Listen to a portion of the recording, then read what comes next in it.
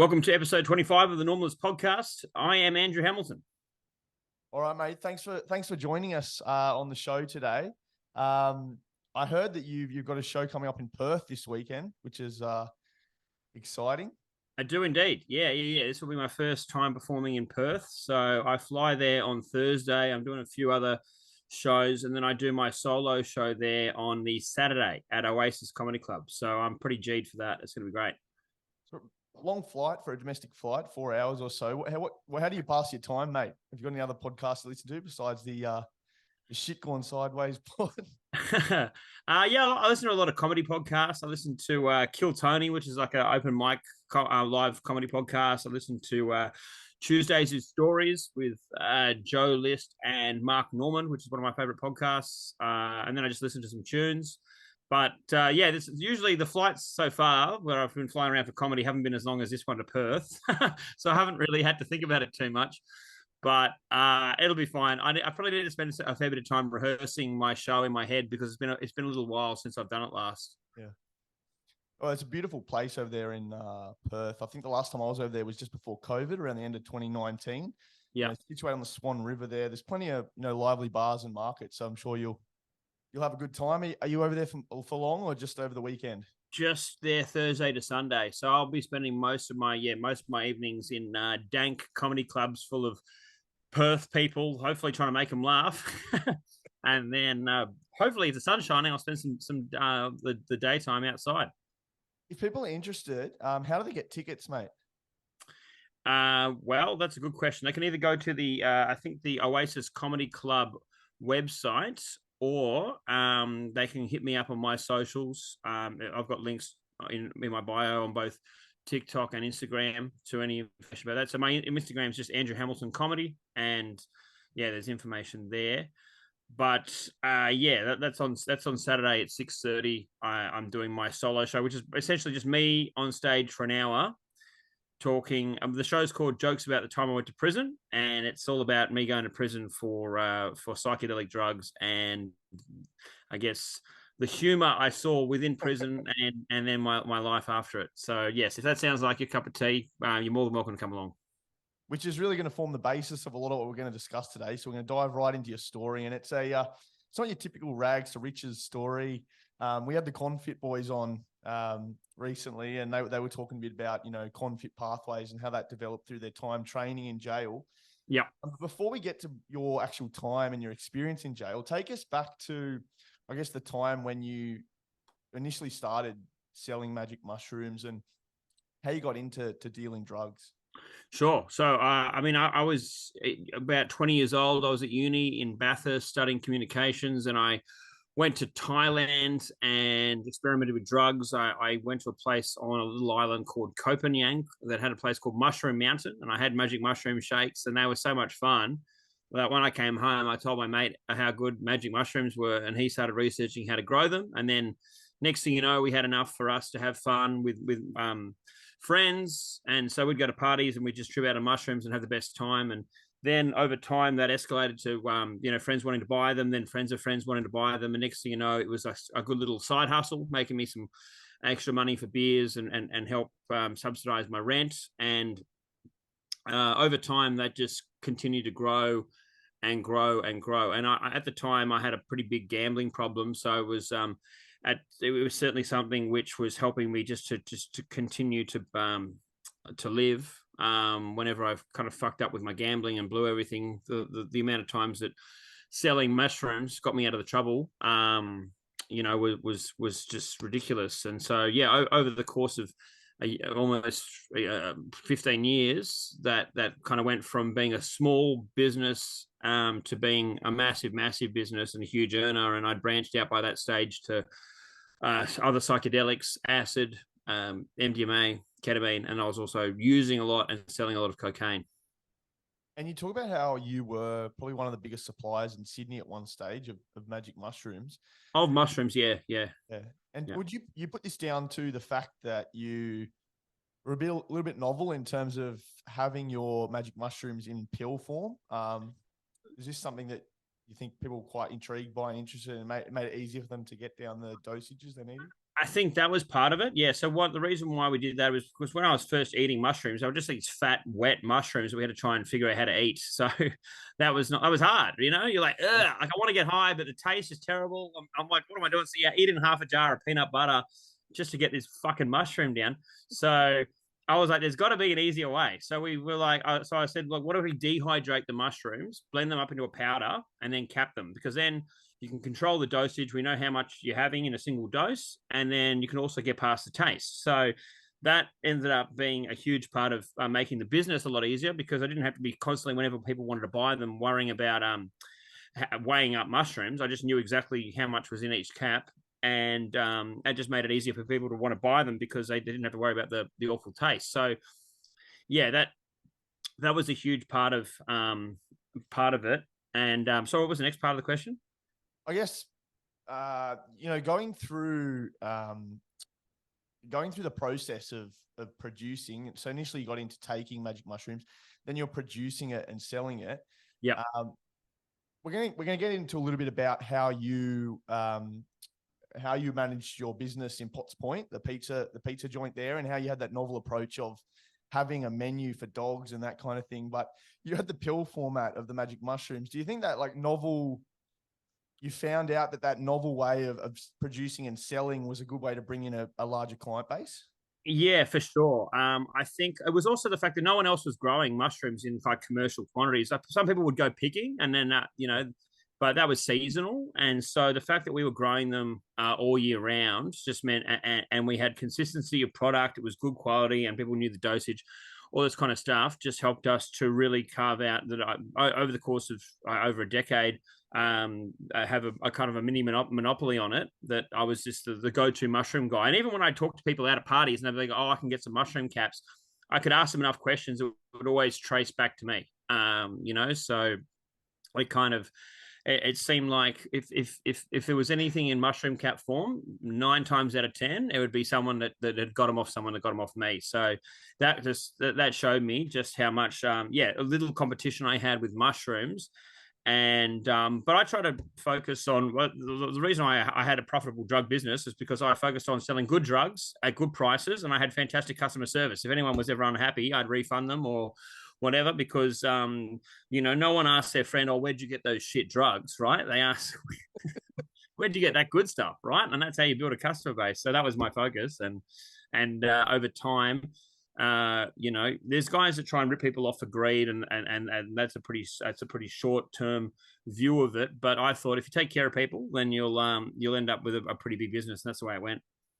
We had Simon Finek on the podcast, and he was actually selling ice, crystal meth, and there was encounters where he got stabbed and that kind of thing. You went 15 years selling magic mushrooms, and we'll talk about the other drugs you were selling. But do you put that down the way you did business, the reason why you didn't get robbed, or I mean, you're more likely to be robbed if you're getting involved with ice and heroin, just because right. your clientele are very desperate people. Addiction's a pretty horrible thing. I'm selling drugs to people that are going to bucks parties and music festivals and camping trips, and not people that are like, oh fuck, I'm short on a few bucks for some mushrooms, I'm going to go and try and rob my dealer, right?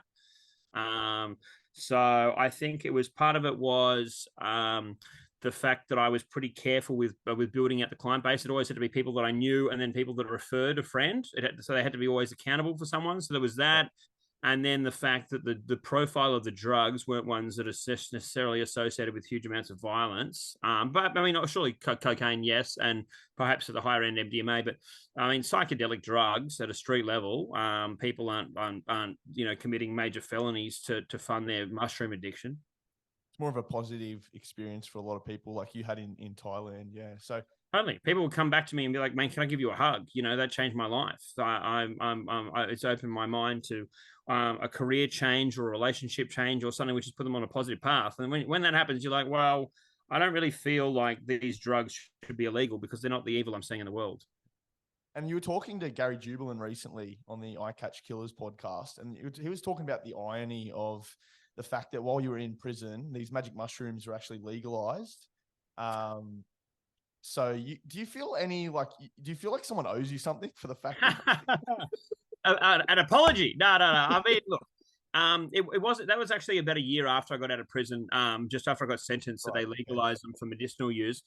And look, the reality is that I mean, even now, if I was selling them, I'd still be breaking the law because they have to be prescribed by a very specific Medical doctor. professional. Yeah. Yeah, exactly. So I'd be still breaking the law. But the truth is that even then, mushrooms are a class A drug, and so even say what you will about the whether they're good or bad, it was against the law at the time, and I didn't give a shit. I was so arrogant that I just didn't agree with these laws, and so instead of doing anything, and I had a good education, I'm smart, I could have probably done something to try and make legal changes in society, but instead I decided to flout the law and just sell drugs because I was like, these laws are dumb. I'm not going to obey them, and I ended up paying the price eventually. Yeah, you see a lot of people now microdosing. I think even the Joe Rogan podcast, he was, um, endorsing those life cycle, small quantities of magic mushrooms and the effect they can have on your, mental clarity and physical performance and recovery and those kind of things. So, if you had to break down and kind of for those listeners, I imagine there's a lot of people listening that are not familiar with what it's like to be taking any of these psychedelics or illicit substances. How, in as simple as possible, how can you describe the actual feelings or the experiences you had with magic mushrooms when you're in Thailand or whenever you use these drugs? Well, there's a huge difference between people talking about microdosing, right? Which is like when the symptoms people feel like is increased focus or they feel like a bit more relaxed, those kinds of things, more in tune with their body. But when you're actually having a proper drug trip on mushrooms, it can be a pretty full on experience. I mean, the first time I had it in Thailand, I had like a very psychedelic experience where I had like flowers bursting out of my eyes, and everything was just hilarious. And I was like holding on to this wooden post at this bar just to hold on to the earth because I was afraid I was sliding off the planet, right? So, I went to take a piss and my dick was like yelling at me. So like, there's certainly some people would find that terrifying. I had a good time with it, but yeah, there's certainly at the extreme level end of psychedelic experiences is not everyone's cup of tea. And some people that actively don't want to have mushrooms because they're like, oh, that's too trippy for me, right? But in terms of the ones we were selling in Australia were quite mild. They're called golden teachers, gold tops, cubensis, for any Latin mushroom nerds out there, cubensis, cubes. And with them, there wasn't too much of a visual psychedelic experience. It was quite a strong body high. You'd feel very relaxed. Your body would feel like jelly, and everything was funny. You'd be just colors would be accentuated, but it was just a very strong body high. And if you're sitting around with a few mates out in nature, suddenly you feel like you're having the best time of your life. If you're at the beach and the sun's rising, you feel like you're having almost a spiritual experience, and you'll be with some friends having a laugh and just be like, wow, this is what life's all about. So it's from my experiences and from most of 99.9% of the experiences of people that I was selling mushrooms to were so positive that for me, it helped me to justify what I was doing because I was just like, the laws don't really understand what this is.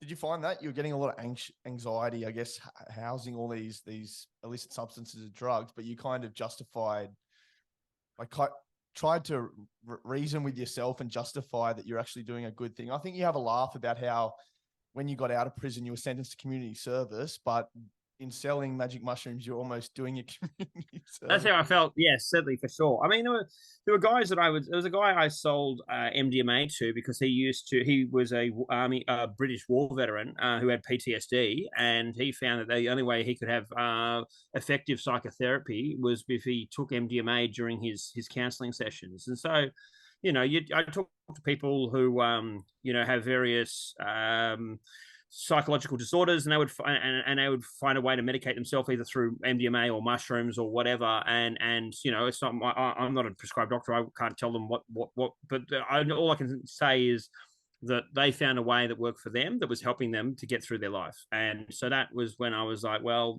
there is certainly a positive element to this. It's more than just using it for recreational drug use.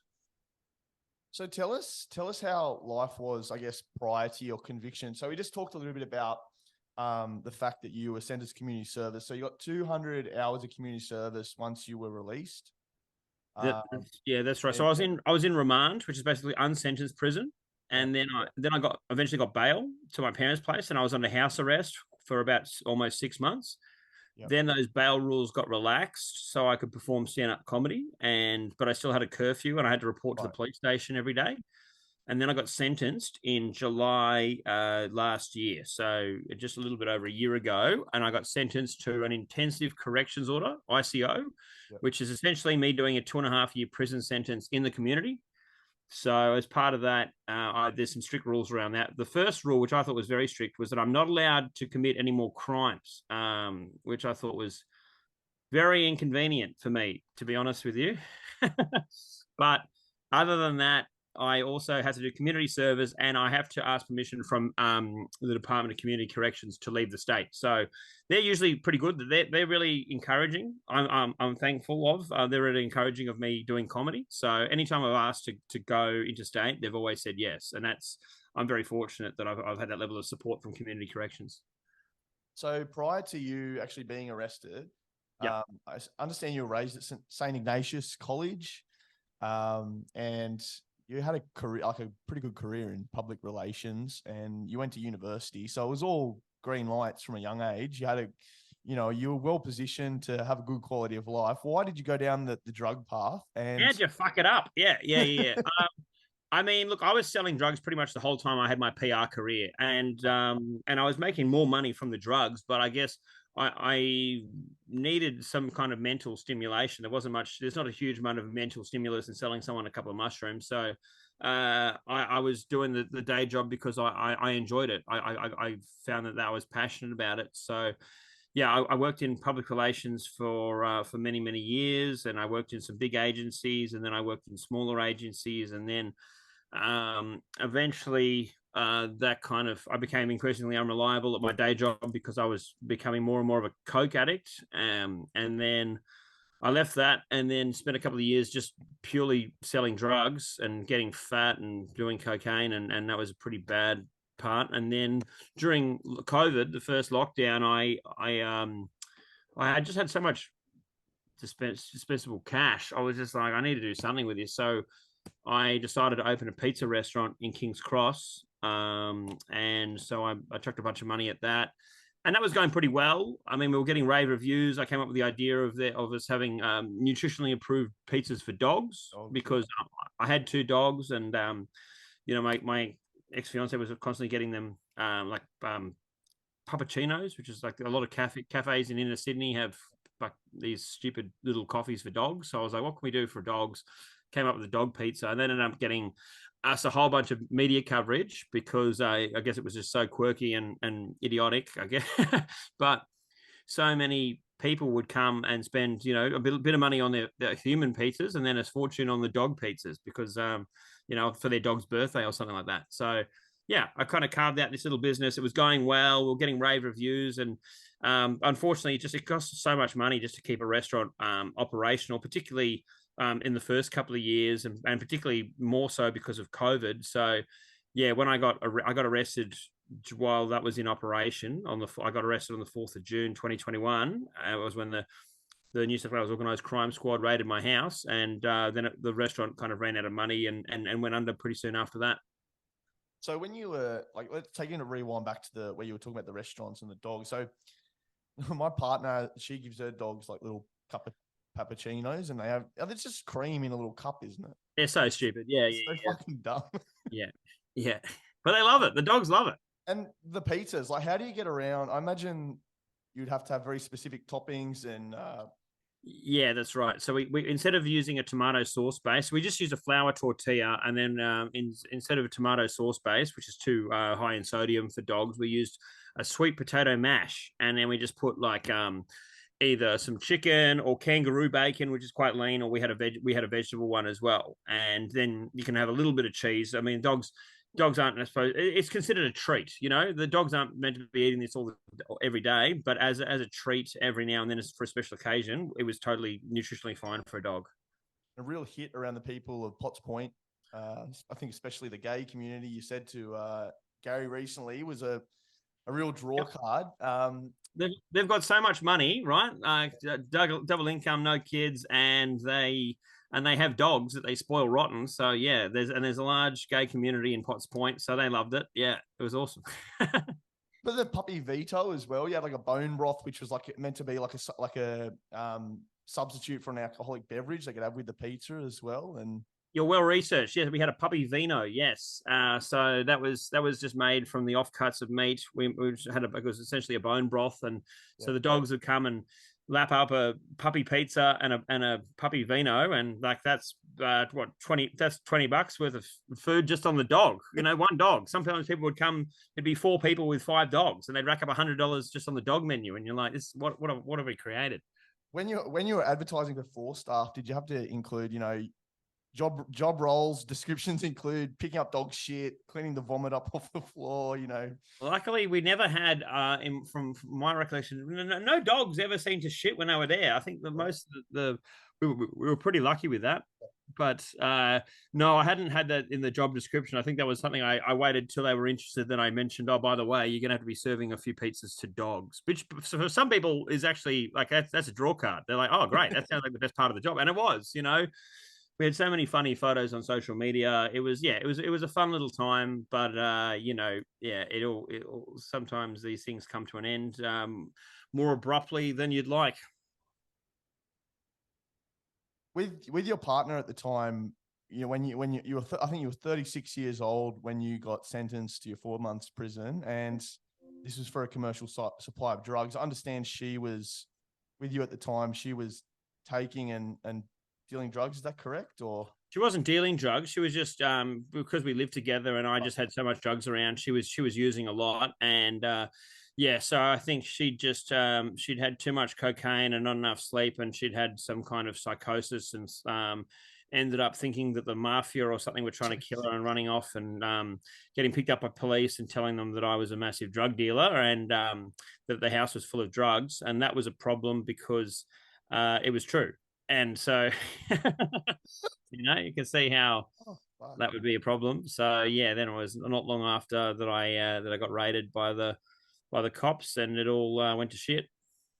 It's funny how you had such a massive drug business you were running across Sydney, and it was like the house of cards. You thought the person closest to you kind of spits the dummy and tells the cops, and it brings your world crashing down.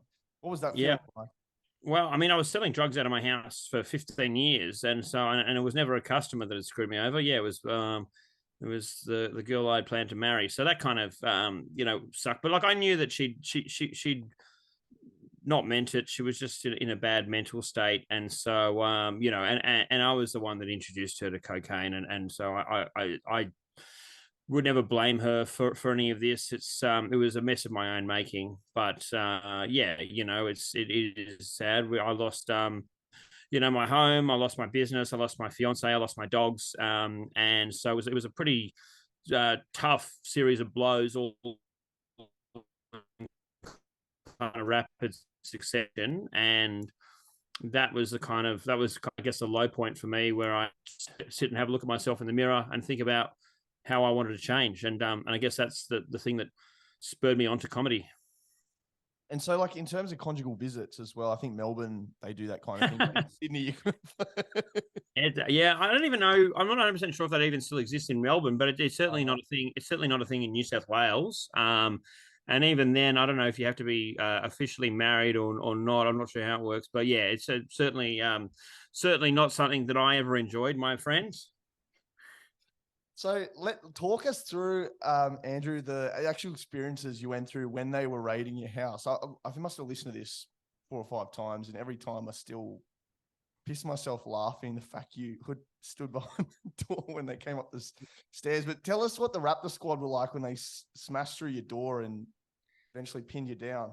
Yeah, so it was the 4th of June, I think, 2021. It was a Friday afternoon. I was at home doing cocaine. I'd been up for a couple of days, and I was watching some Guy Ritchie movie, and I just heard this loud crack noise in my front door, and I thought it was just some drunk or junkie in Surrey Hills that had fallen in the door, and then I heard, "Police, search warrant!" And I was just like, fuck, and I just grabbed whatever drugs I could and ran upstairs and started flushing them down the toilet.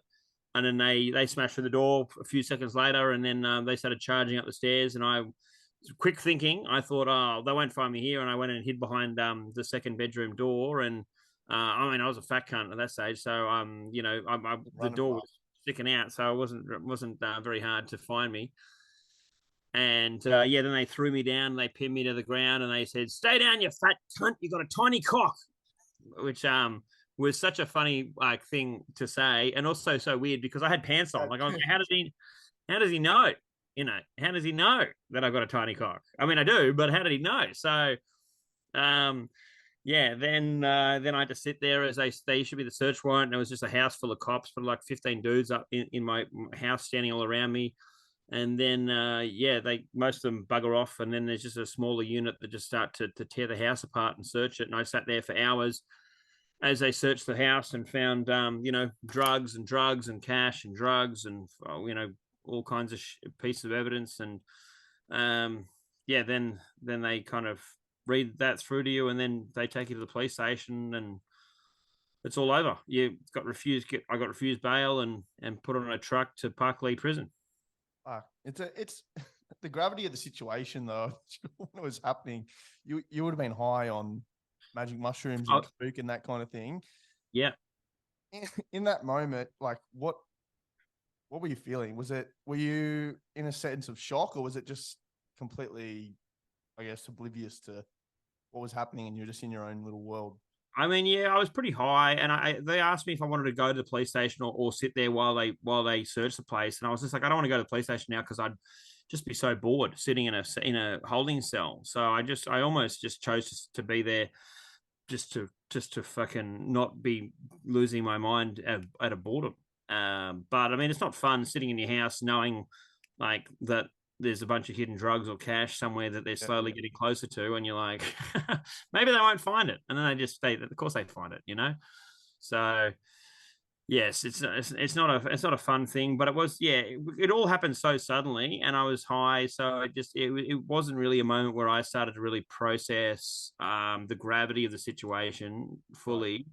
I didn't really fully have a moment to start to breathe it all in, and just realize that I was in a pretty tough spot till I was in proper prison, until I was in Parklea and the cell door closed, and I'm in quarantine for 2 weeks. Then it started to become pretty heavy.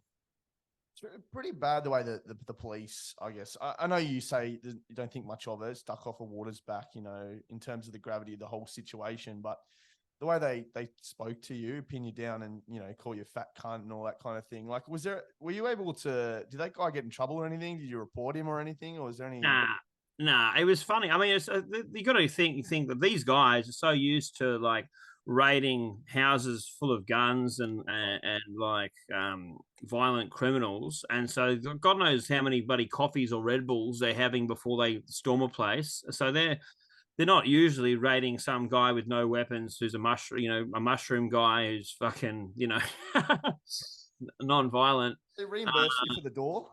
They So the door. What happened? yeah.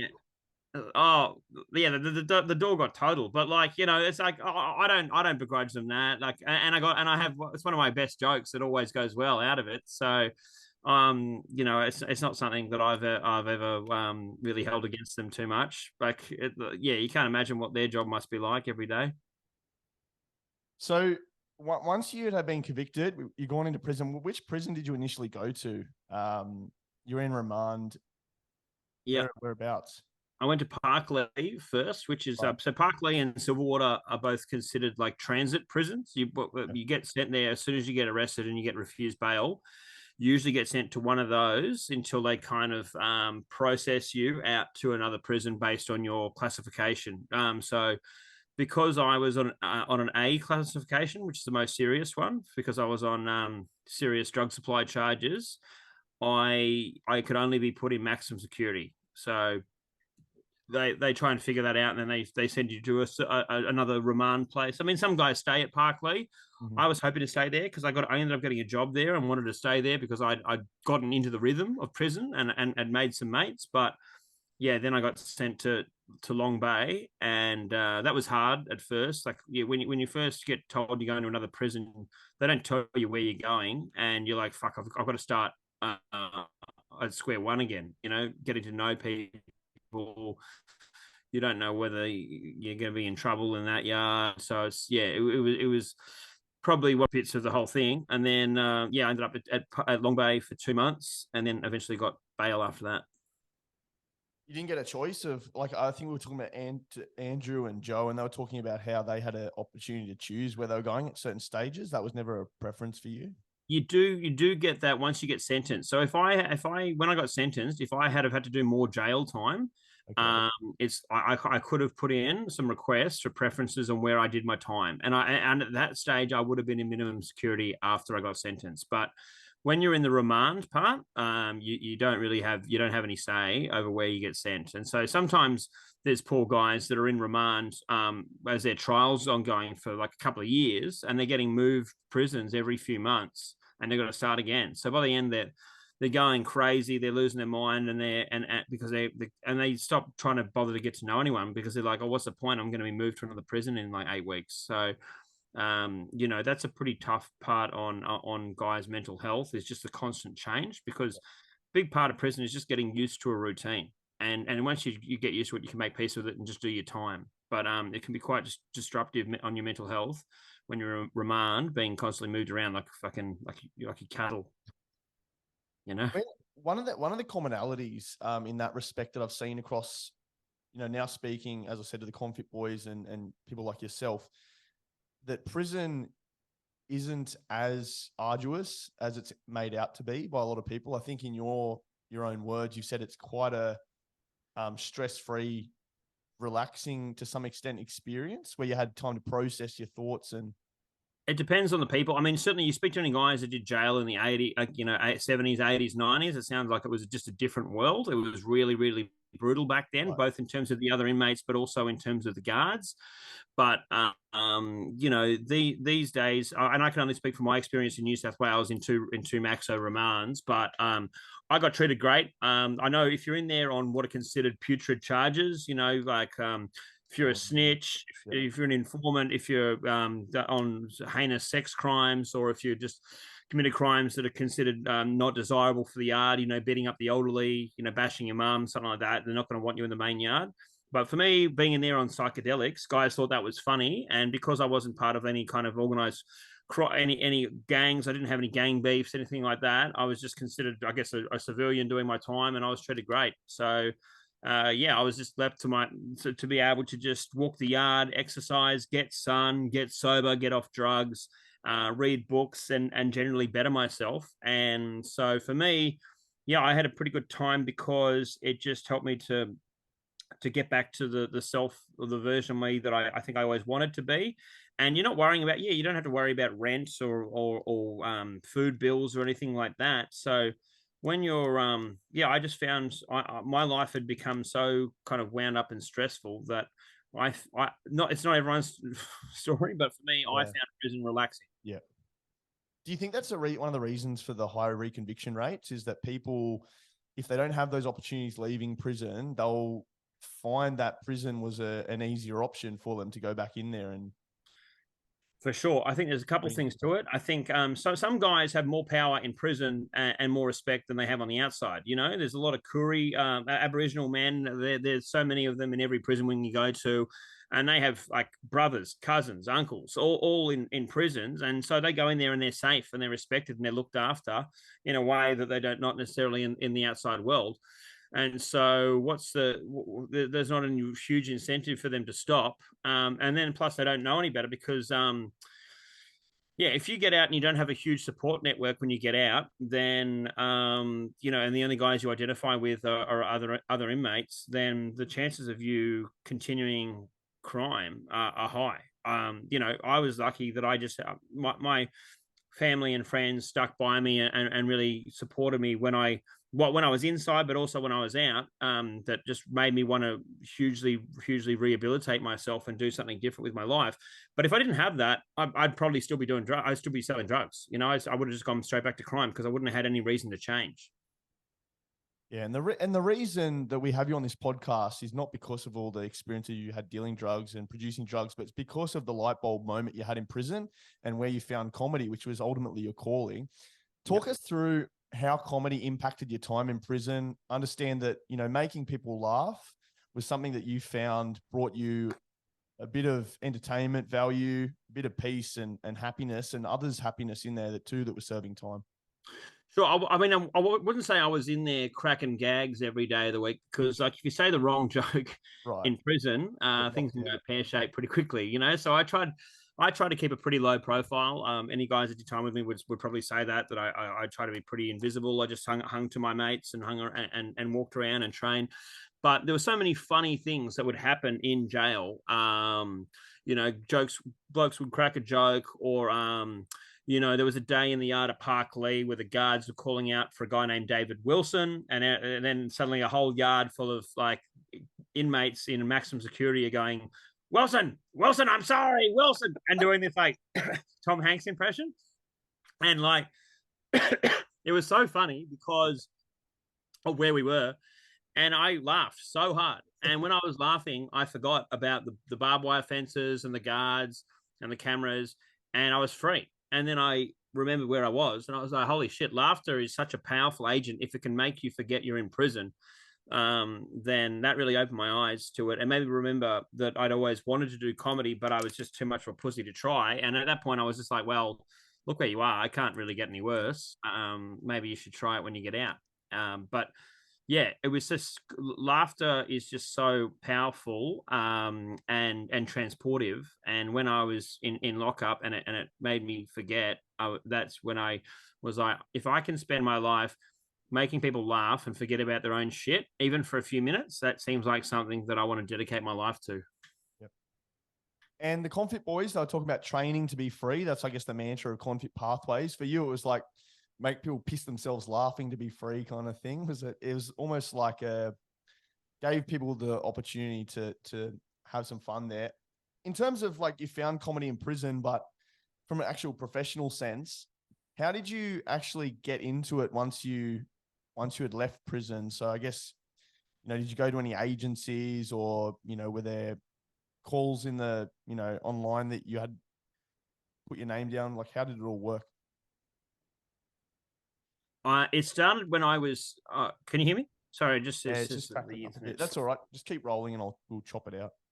Yeah, cool. I was under house arrest at my parents' place, and so I wasn't allowed to leave the house unless I was in the company of my mum and dad. And I was on Facebook, and I saw an ad for a open mic comedy competition. It was the biggest one in the country. It's called Raw, and so I signed up for that, and I got accepted for one of the heats for that. And so I was like, shit, if I'm going to do this, I better start going to some open mic comedy nights and practicing my material.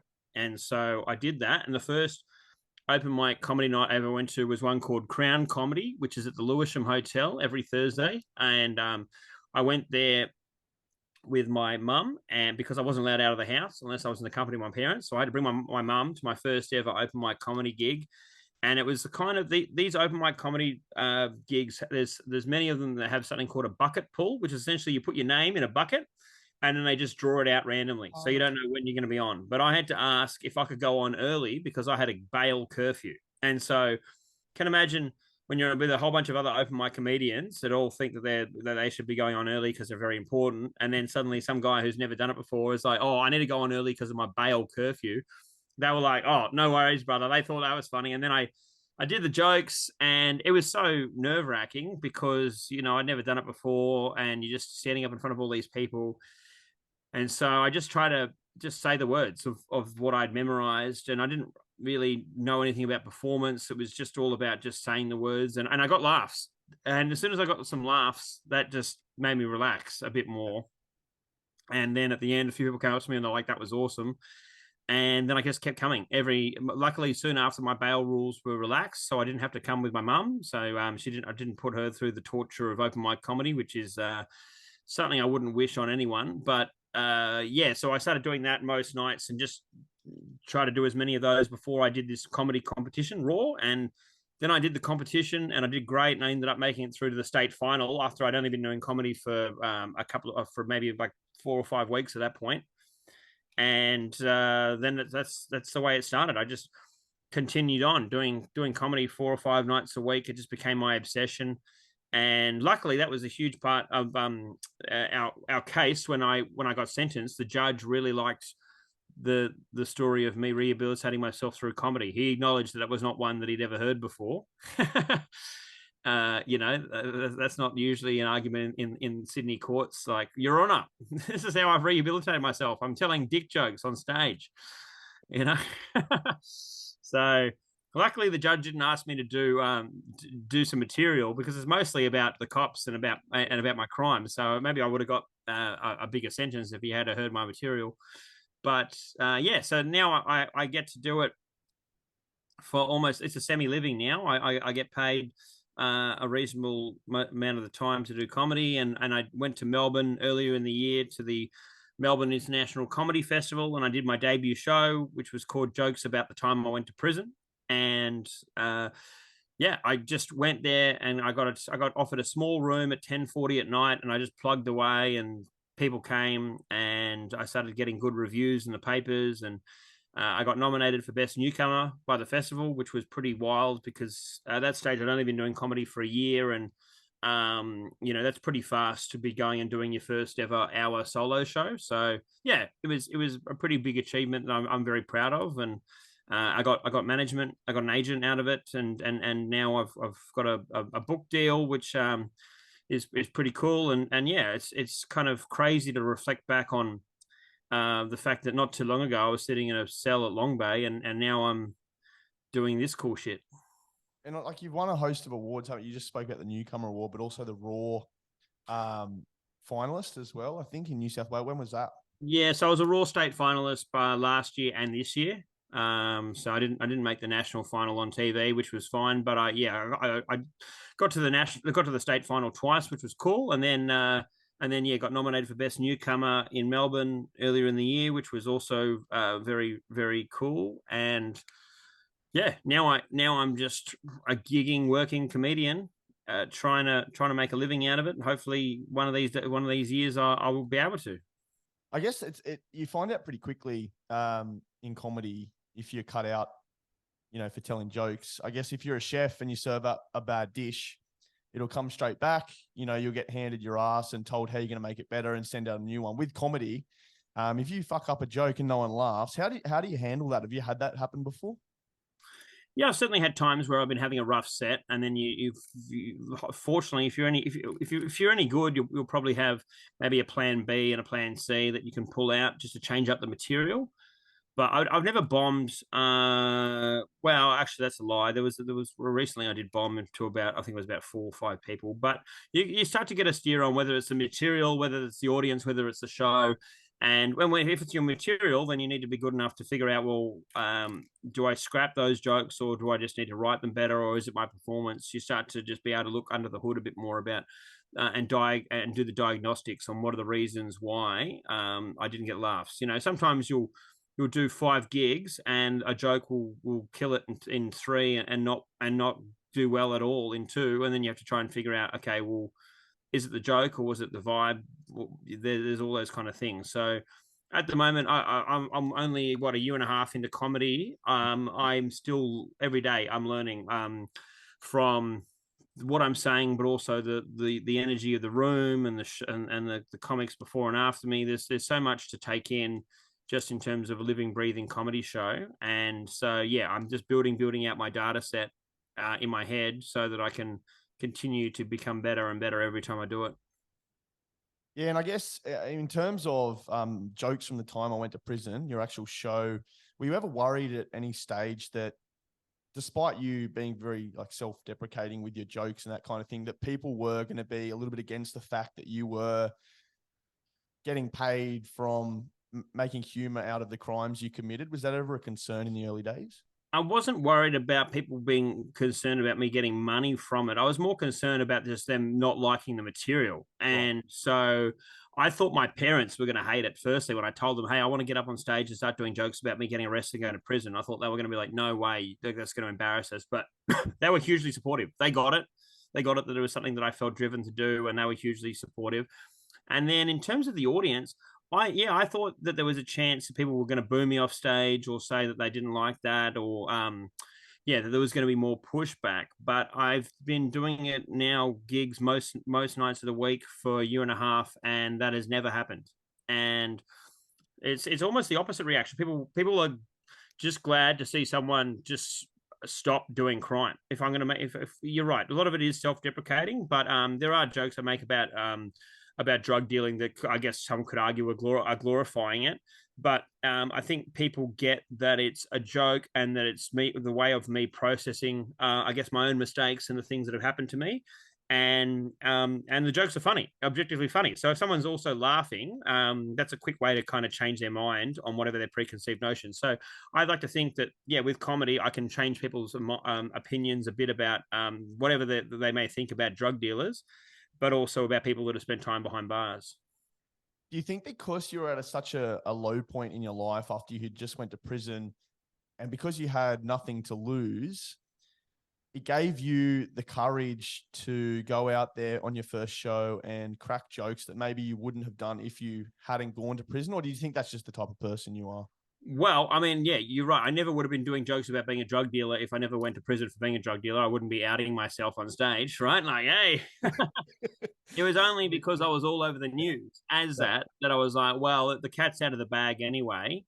Um, then yeah, I only did 4 months in prison, and I thought there's two options for me here. I can try and get another white collar job and hope that no one reads the Daily Mail, and just go back to my life and pretend this never happened, Yep.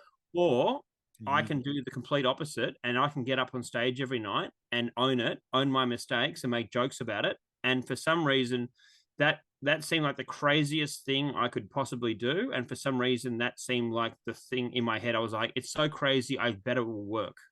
mm, And so far so good. I've been doing it. And also I didn't want to have to hide it. I didn't want to just pretend it never happened.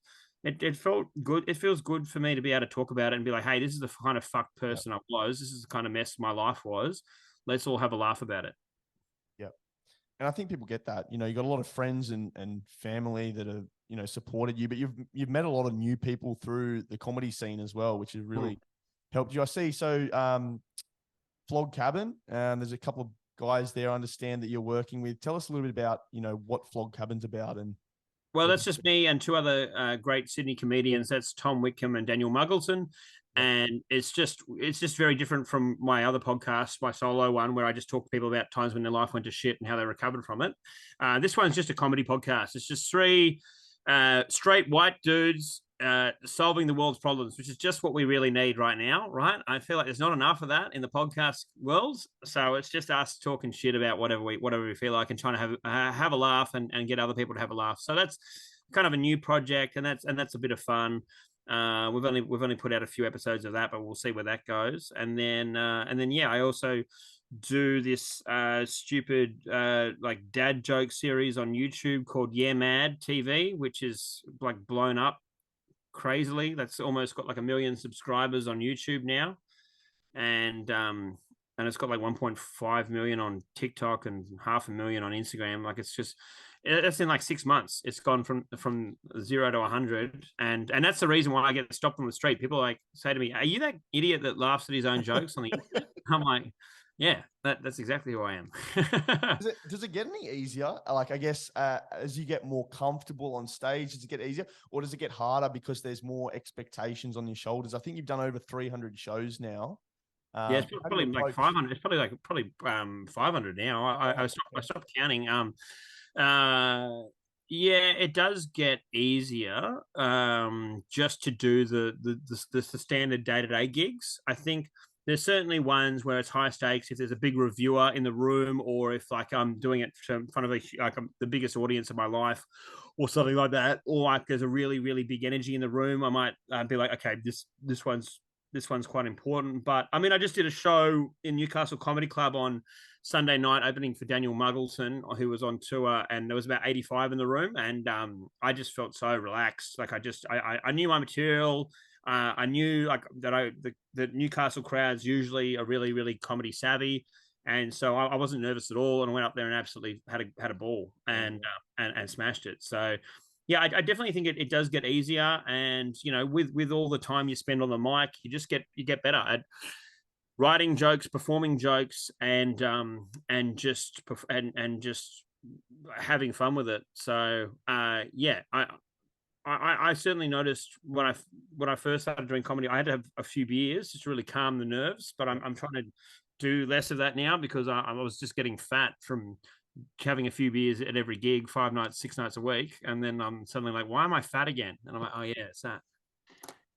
So talk us through, mate. Some of the reviews you've done of. I know, understand that's a big part of your gig is reviewing different prison meals that you've been served up. I think one that comes to mind is the meat pie and without the tomato sauce and that kind of thing. But talk us through maybe a couple of your reviews. Yeah. Sure. So, I mean, that all started because I was locked up in Parkley during COVID, and it was like, so they spent the first 2 weeks in quarantine, and so I was so bored in there that just to stop me from going insane, because I had no books, I had no TV for the first like 2 weeks, and so, and you're in yourself for 23 and a half hours a day, so I'm just sitting in there with like just nothing, and my mind was going nuts. So just to keep me sane, I eventually got a pencil and a piece of paper, and I started just to review my lunches and dinners in prison out of 10 on like an adjusted prison scale. And so, I mean, I think the first night I got there to Parkley, I got there late, and I had this like lukewarm fish lentil curry, which was dreadful. Parkley really need to step up their game with the fish lentil curries. They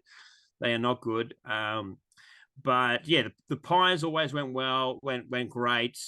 Yes, as you pointed out, sometimes you only got one sauce packet between two pies, which I think is personally, I think that's un-Australian. Um, Sometimes you get some every day in Parkley, you'd either get sandwiches or wraps. The Tuesday and the Thursday were wraps, which were like fantastic. They were always great, mostly like corned beef or turkey, something like that, with a nice little hint of mayo. But yeah, once I got to Long Bay Jail and I got gifted a set, you can get things for yourself like a kettle and a sandwich press. And so if you have a sandwich press, then you can really improve some of your dinners. If you get some dodgy looking chicken schnitzel, you can like crisp it up, cook it up on the sandwich press with like a couple of pieces of toast, make it into like a makeshift chicken burger. There's all kinds of things that you can do to improve the dining experience in prison. There's sometimes you get these pizza packs, which is like a tortilla and a few slices of pepperoni and some cheese. And if you're in a prison wing with a conveyor toaster, you can just put that through the toaster a couple of times, and you've made yourself a nice little pizza. Okay. So yeah, there were certainly some very bad days. I think the worst one I ever had was, I think I got given this like Muslim beef pack by mistake. It said religious beef on the packet, and it was just this grey looking cow slices, and I had like one bite. It was cold. It was a religious beef salad, and oh man, I gave that like a 1.2, which I think was about the lowest that I ever gave out. But most days were at least over a 5 out of 10. So it was edible. A lot of guys complain about the food. I thought it was better. It wasn't so bad. Yeah. Tell us about the induction, the video that the jail bosses made you watch. I guess the induction manual, which was telling you about condom use and how to use or do not use your drugs. Yeah, it's weird because I did like a TikTok about this manual that I got given when I was in Parkley, and then when I did a video about it, the Daily Mail asked them about it, and they tried to like act like I had made the manual myself. Like they just try to deny its existence, which is so weird. Like, what am I that bored? I've got nothing to do that I'm going to go make some fake induction manual.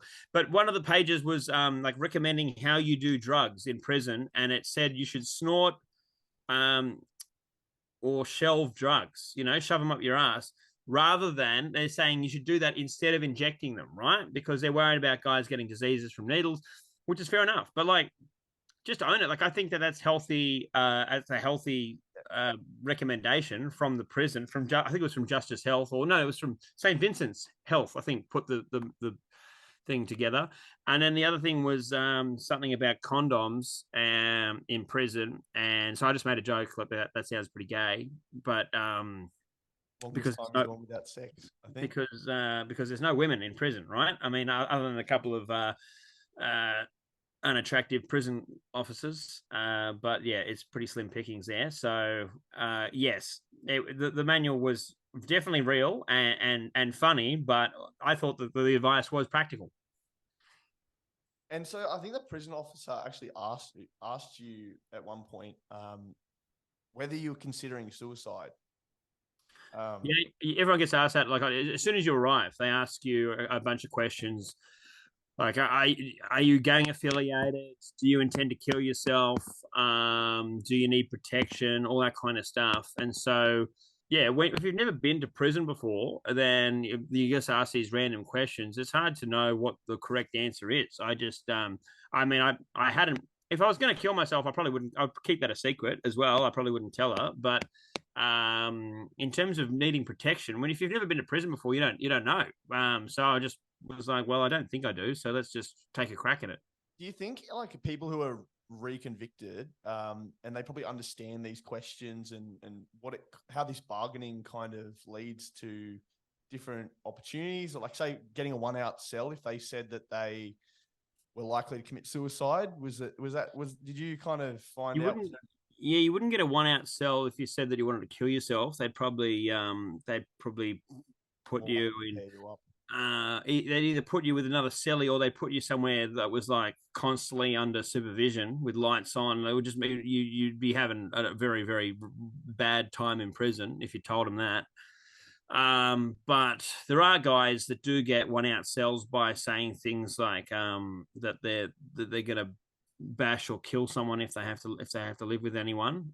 Sometimes that works, sometimes it backfires, and they get sent to like Supermax or something like that. So it's a dangerous game to play, all that kind of stuff. One of the things that I came across was the drugwins.com page that you kind of set up to troll the cops with like different. And the idea, talk us through the idea behind it. It was like positive, a bit of a joke about people importing drugs successfully and not getting caught by the police. Yeah, it was just a little joke that I set up as a kind of a mockery website where I was just pointing out that you only ever hear about when the cops catch like a drug importation when they do a drug bust. But the reality is there's a shitload of drugs getting into the country, right? And we should be celebrating those ones. So I just created a website where people could anonymously report successful drug importation anywhere in the world, and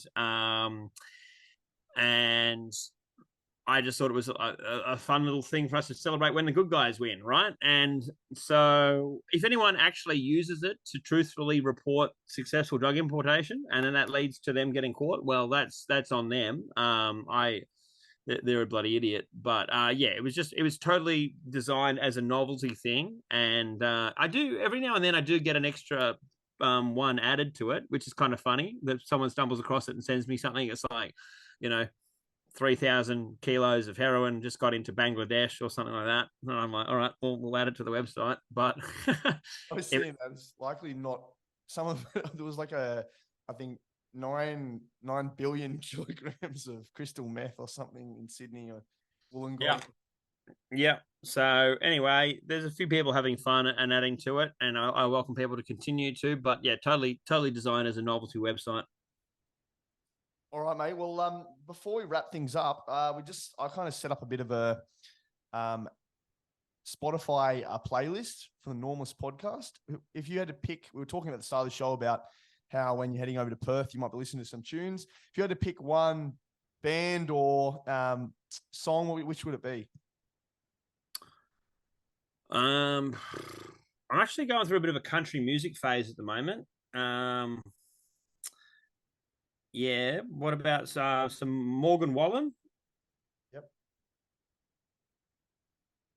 Awesome. All right. So I'll add one of his songs in if you want to send me your Yeah. Last Night by Morgan Wallen is a banger. All right. And what we'll do, mate, thanks again for your time today. It's been awesome to hear your story. And I know there's a lot of obviously things that you're definitely likely, I guess, regretful of in the drug realm, like in terms of selling and, my biggest regret is getting caught. That's the main one I regret. But yes, in terms in terms of I'm pretty philosophical about it now because If Yeah. I didn't get caught and go through that shit, then I wouldn't be living the happy, awesome life that I am now. So for that, I am thankful because I'm happier now as a broke comedian living with my parents than I ever was as a wealthy drug dealer. Right. But your story, yeah, your story is definitely one that I think a lot of people can find a bit of positivity from, and listening to your jokes and things, and it's very uplifting. And as we say, it's not just talking about prison jokes, but you look at people like the Children's Hospital and the Children's Westmead Hospital and the Telethon Kids Foundation. And they often have comedians coming in telling jokes. I mean, laughter is almost like the most potent medicine for people who are suffering from mental illness, depression, anxiety, and so forth. So really commendable what you're doing, mate. And we're going to plug all of your social media channels in the comments or the notes section under this podcast. So hopefully, if anyone's listening that's interested, they can check out all your stuff on YouTube or Spotify and so forth. That's great. Thanks very much, mate. Appreciate it. Yeah, I love doing what I'm doing, and I do believe that laughter can save a life. And it's cool to finally feel like after all these years of making dumb mistakes, that I've finally found something worthwhile to do with my time. And yeah, we'll see where it goes from here. Thanks, mate. Thank you.